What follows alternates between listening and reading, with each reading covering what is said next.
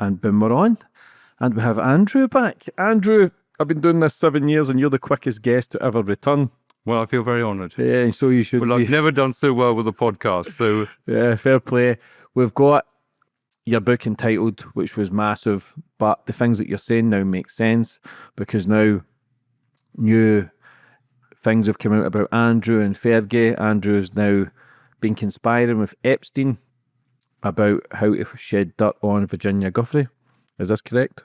Yes, I mean, we've had a series of releases of emails, and these were emails that were written after Andrew said that he'd cut all ties with Epstein, and same with Fergie. And they show that actually they continued their ties. They were very close, both of them, to Epstein. And I think one of the nasty things is that Andrew has been trying to basically smear Giuffre. He actually got his police protection officer, which is against the law, to investigate her. He got hold of her social security number and her date of birth and asked, I think, the FBI to look into her.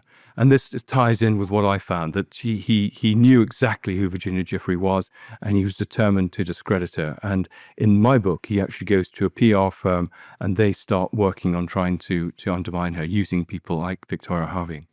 What does that actually mean then for Prince Andrew? Well, it shows that he's a liar. He shows that he's a liar. You can't believe anything he says. He shows it's much closer to Epstein than we realised. And I think it's really put the final nail in his coffin. Because now he's took his title away? Well, the title's in abeyance, but I think they will be taken away. I think the announcement by the King on Friday, or announcement by him on Friday, didn't really go far enough. Public opinion is ahead of the palace here, and they need to play catch-up. So I think we will see parliamentary time being made available to actually divest him of these titles. He will properly lose, for example, Councillor of State and Knight of the Garter, and he will be a genuine ordinary person. So what does that mean then for Prince Andrew? Are we talking because he's now under investigation? Is that correct? Well, the Met have said they're going to open an investigation. I mean, they've said this before and it went nowhere. But I'm hopeful that given the public pressure and given the new information, that this will be a serious investigation and charges may well be brought. So Prince Andrew can be charged because I think the King has sovereignty immunity. I think yes, you can't be charged. The monarch can't go because everyone operates. The courts operate in for the monarch, but the monarch's brother is certainly could be investigated and charged, and indeed could go to prison. And we've seen examples. I mean, King Juan Carlos of Spain, in fact, fled before something could happen to him. But in Norway, the son of the crown princess is actually has been charged with rape. So this is a possibility. I never ever thought, like I've said to you before, I thought they were all untouchable, but it just seems as if the walls are kind of caving in, and the floor is caving in, and the walls are just coming closer and closer where they're being squeezed with no kind of get out anymore. I think they were vulnerable after the Queen died, but this has given, I think, a new impetus to it. And I mean, people like me have been asking for more accountability and transparency. Sunday Times and Channel 4 have looked at their finances, and we've had the soap opera of Harry and Meghan on the side, and now this is a serious matter. It suggests there was corruption within the royal family, and it was actually he was actually protected by the Queen and others. I mean, they certainly tried to suppress his involvement with Virginia Giuffre. I mean, I know from my own research that when media organizations went to the palace, they were, first of all, there was a rebuttal. Then if they provided evidence, they would actually try and put lawyers onto these media organizations. ABC Television tried to run a piece about Virginia Giuffre and Andrew, and the palace said to them that if you do this, you'll never again have access to the Prince and Princess of Wales. So it's pretty heavy stuff. I mean, this is, I think, the most serious crisis for the monarchy since 1936 and the abdication. And what sort of charges are we talking about for Prince Andrew? Well, I mean, there's malfeasance in a public office, which is encouraging this protection officer paid for by the taxpayer to break the law. He himself may have broken the law. There is the role he had as special trade envoy, where there are good examples, which I list in my book, of him profiting personally from things when he was being paid for by the taxpayer to promote British trade. And then there are all the allegations that were raised before about getting involved with a minor who's been trafficked to Britain. And the excuse was that these crimes had not happened in Britain, but in fact, one of them happened in London. So I think the Met Police didn't want to go there. We've got a new commissioner, we've got a new information, and I think we have very strong public opinion that says these people can be protected no longer and they must face the consequences of their actions. That's pretty heavy. That's pretty heavy because it's look. Why is he the black sheep? Like why is it all come crumbling down with him? Well, he is the black sheep. I think he wasn't disciplined. I mean, he's always had no boundaries. I mean, even from the time he was a child. I mean, he is, he was a very mischievous child, and he's just been allowed to become this monster that he's become. And as I say, he was protected. He thought he was wonderful, and it's only now, as public opinion has changed, that the royal family can no longer protect him. And I think for their own survival, they need to be seen to be acting within the law. He needs to certainly, people are calling for him to go and give evidence to the lawyers of the victims because he's a material witness. And I should say Sarah Ferguson is too. He has cooperated in no way either with law enforcement or with the victims' lawyers. So I think that's a start. But I do think these charges could be brought, and if we have an independent judiciary, there is a good chance that he may be serving time at His Majesty's pleasure. That would be madness to see a royal family member in prison. Well, as I say, it's uncharted territory, but I think the mood of the public at the moment is that they do want this man to pay for his sins. And I don't think he's still in denial. I don't think he accepts the situation. I'm sure he'll have very good lawyers. But I think for the sake of the monarchy, I think they will have to go through with this. And was he discussing with a bodyguard to find dirt on Virginia Giuffre? Yes, it was his protection officer who was paid for by the public, and these are not part of his duties. So the question is, did this protection officer report this approach and was anything done about it? Or did he actually go and try and get this information to smear Virginia Giuffre? It doesn't seem to have worked because now there's a new memoir out with Virginia. Yes, Virginia Giuffre's memoir, Nobody's Girl, came out yesterday. It's already, I think, gone to #1. It's excited a lot of interest. There's a lot of new material there. It's clearly she's dead, but there's her ghostwriter, Amy Wallace, has been out promoting it and has made the point that this has been very carefully checked for accuracy. People tried to discredit Virginia Giuffre because there were inconsistencies in her testimony. These have all been ironed out.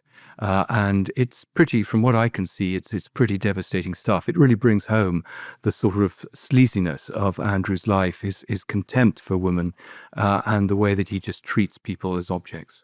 Because I had Lady V on, who you've watched. She says he doesn't lie. Like, where does that put that statement then? Victoria Harvey knows nothing. There's plenty of evidence. I spent 4 years researching this. I don't know why anyone gives her the time of day. She promises things and never delivers. The fake, so-called fake photograph is being verified by all sorts of experts, people who are in a better position to pass judgment than Victoria Harvey. Yeah, because it's interesting because she's fighting tooth and nail for Prince Andrew. Well, she's the only one. And I think everyone can see that she's actually has nothing to add to this debate. Because she says Virginia Giuffre was lying as well. And she's made multiple accusations. Well, Virginia Giuffre, as I said, had inconsistent testimony at times. This was testimony collected over many years from a very traumatized young woman, some of it for legal depositions, some for a book which was ghosted by someone else. So I think this is just trying to undermine her case. As I say, there's a big PR campaign. We've seen it. I saw it literally happening the day after the picture appeared. And I'm afraid Victoria Harvey is part of that. So see, could he still be charged for the Virginia stuff? Yes. With the trafficking, even though she's not here? Yes. Could he?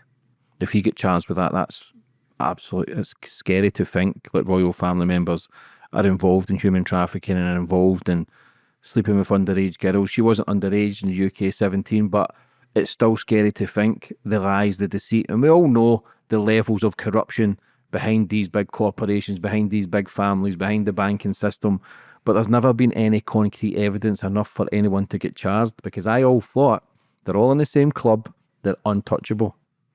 Yes, I think they were untouchable, and there was a much more deferential press. We now have social media. I think since my book's come out, I think the press has been slightly more emboldened to ask tougher questions about the royals, about the secrecy, about their finances, about the way they destroy records. I mean, clearly in the past they got away with a lot, but I think in the modern world, there is a feeling that if they are to command respect, if they are to be paid for by us, then they have to behave above the law, and no one is protected. In a modern democracy from breaking the law. We've seen Sarkozy, the president of France, being sent to jail. What about this £20 million house that apparently he's never paid any rent to? Well, to be fair to him, he's got a repairing lease. He's put up £8.5 million, £1 million to buy it, £7.5 million to restore it. And that's perfectly normal. So I don't think you can criticize him for that. He has an ironclad lease. He can stay there. The optics don't look good.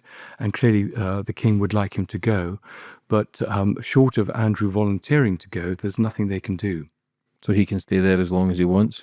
Yes, I mean, he's got a lease until 2078. He can pass it on to his daughters. So, but I think people feel that this is wrong, that he hasn't in some ways paid any penalty for his behavior. He's still, in effect, Prince Andrew. He's still living in this big house. And I think the public mood is that something should be done. It's very much like when Princess Diana died. The royal family had to adapt to public opinion. So this is a royal lodge in Windsor? Yes, this is Royal Lodge in Windsor, which was owned by the Queen Mother. It's 30 rooms, a huge estate, very close to Windsor Castle, lovely place to live. But he's no longer a working royal, and I think there's no justification for him living there. They'd like him to move to Frogmore Cottage. I suspect he will move abroad, possibly to Switzerland. Because I was reading his security bill's £3 million per year, but they're saying the king has now stopped his allowance, which was £1 million a year, so he must be making money elsewhere. Yes, I think he made money on something called Pitch at the Palace, which was set up as a charity, but which he actually then set up a separate company where he took a 2% cut of all the money invested in this charity. He has had, I think, handouts from friends in the Middle East and elsewhere. He inherited money. And he has, I think, been doing a lot of business deals for the last 20, 30 years, particularly when he was the special trade envoy. And how damaging is this to Fergie, she's always been criticised, she's always been as if she was going to be cancelled, but she's always managed to come back, interviews with Oprah, book deals, like she always seems to come back from whatever drama she has, but this seems different. She's now took her name, Duchess of York, off her X account for the first time. But how damaging is it for her with all these emails? And apparently she's been staying with Jeffrey Epstein. Is this correct? That's right. She was staying with Jeffrey Epstein years after she claimed to have cut off all contact. There are actually more numbers for Sarah Ferguson in his little black book than for Andrew, 18 to 16. She stayed in the properties. She got probably £2 million from Epstein, so she called him her special friend. So she's in big trouble because this is very toxic. Her whole reputation has been based on her children's charities, her children's books, and no one wants to be associated with someone who has consorted with a convicted paedophile. Her children's charities have pulled away from her the last 24 hours? Well, not in the last 24 hours. I mean, they pulled away from her weeks ago, and many of them had disassociated themselves from her even before that. So she is living in Royal Lodge, but she's Sarah Ferguson. The question is, now that she no longer has this royal cachet, will she stay with Prince Andrew? I suspect she will find business opportunities in places like China. So we haven't heard the last of her, but she's clearly a much diminished figure.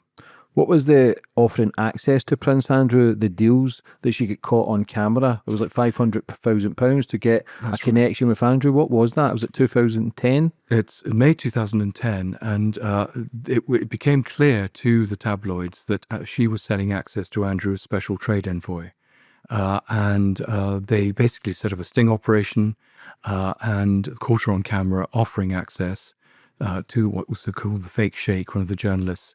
And she actually took down, I think, $40,000 as a down payment towards this £5,000. But she was got banged to rights. She tried to pretend that she was drunk and she was desperate and it was all set up. But you're absolutely right. She did bounce back. She went on Oprah and people forgave her. But I think she's run out of her 9 lives. I think people realize what sort of person she is. There's been a long history of debt, of not paying people their salaries, being taken to the High Court for not paying bills. I think she's caused a great deal of embarrassment to the royal family by the way she's monetized her royal status to sell everything from biscuits to cranberry juice to blenders to pens.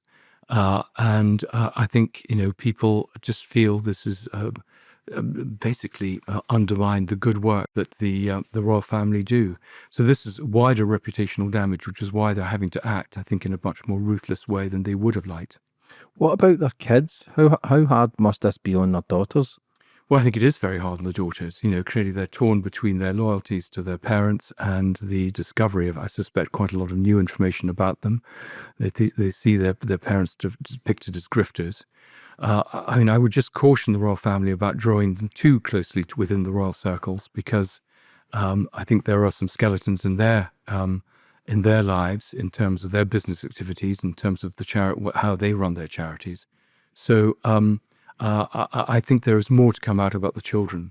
In the way, I think there's a lot more still to come out about Andrew and Sarah Ferguson. What about the £5 million that Andrew tried to bribe? What was that story? Well, there's $5 million, which hasn't gone into the public domain. It's research that I discovered where he would been involved basically in taking commission in Kazakhstan.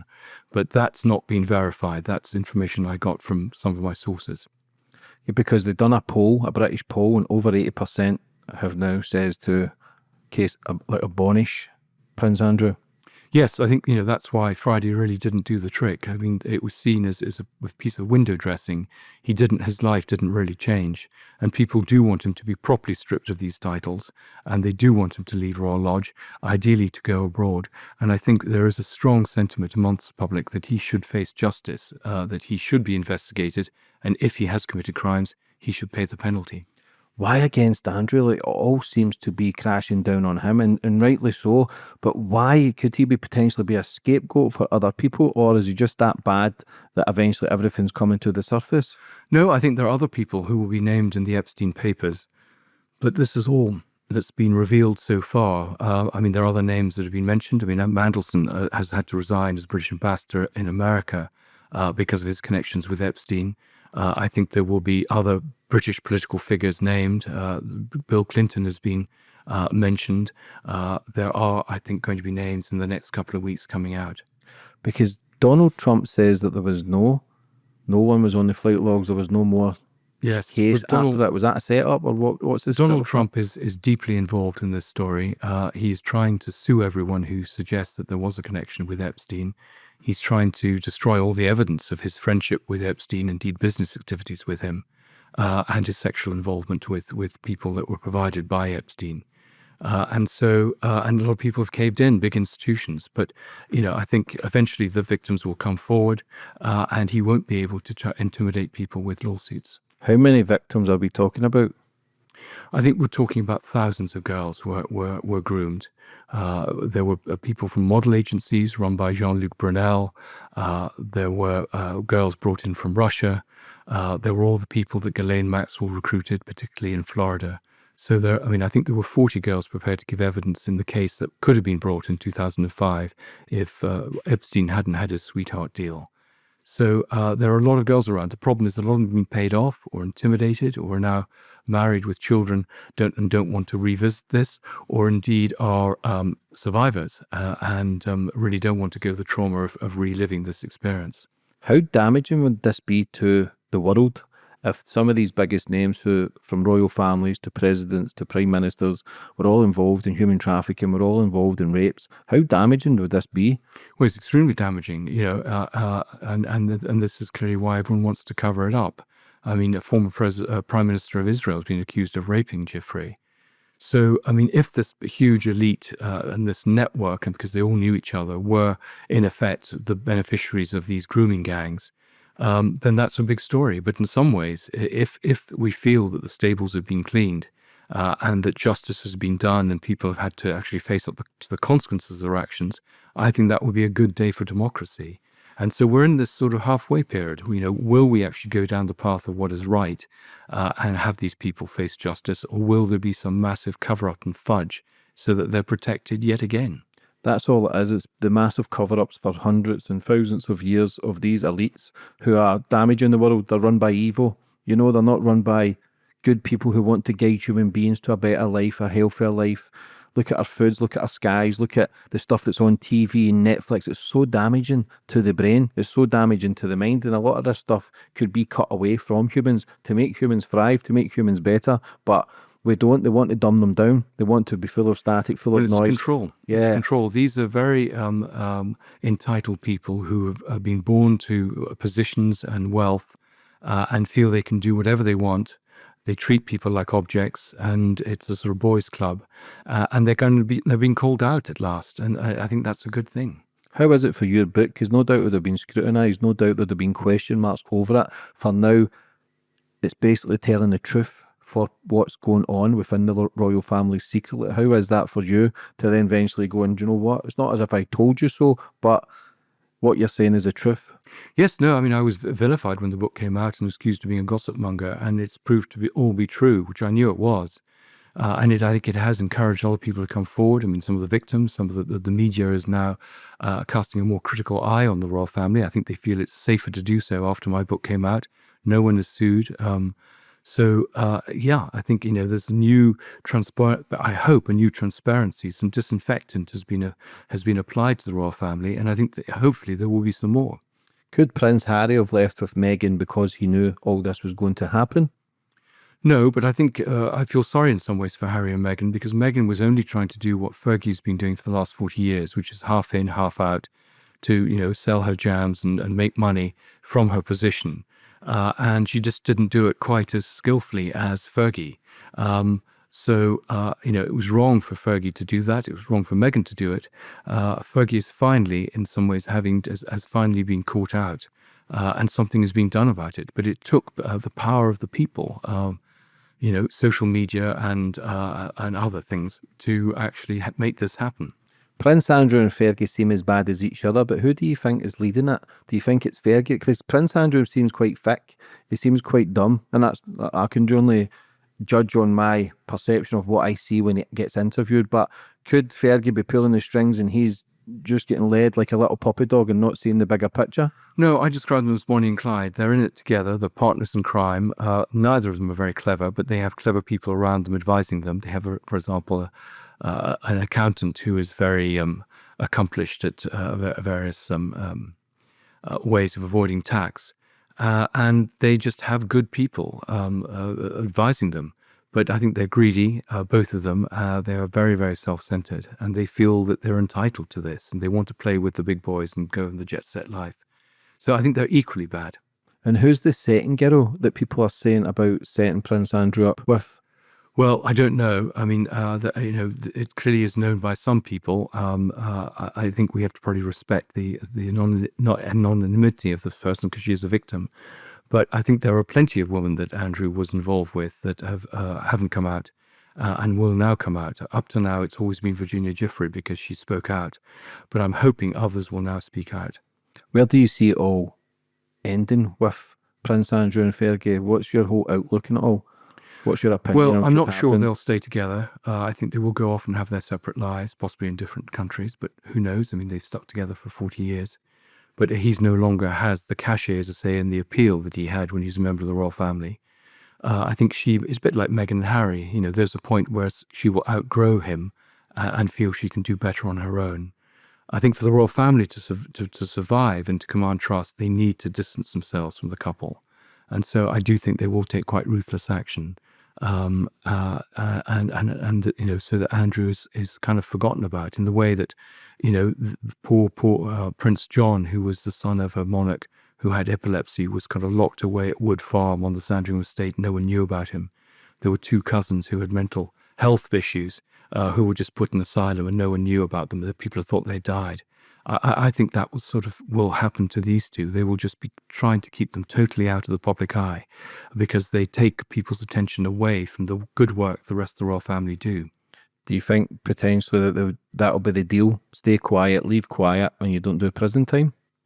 Well, I mean, the prison time will depend on clearly the any case that's brought and what happens. But I do think the royal family will pay them off to disappear and to keep quiet. My brother, listen, I thoroughly enjoy your conversation. I know you've got Piers Morgan. He's not as big as me, but I understand you've got your duties. Would you like to finish up on anything else, Andrew? No, that's brilliant. Just to say, it was always lovely talking to you. I hope you'll have me back again when we have a bit more time. Definitely. Again, just before we finish up, where can people buy your book? Well, it's available on Amazon. It should be available in all bookshops. And I think it's still half price. I hope people will now feel that with the news coming out, they can get the real story by looking at the book. Again, you're a great journalist. Thank you for your work. Thanks I wish you nothing but the best for the future and enjoy the rest of your day. Thanks a lot. Cheers, mate.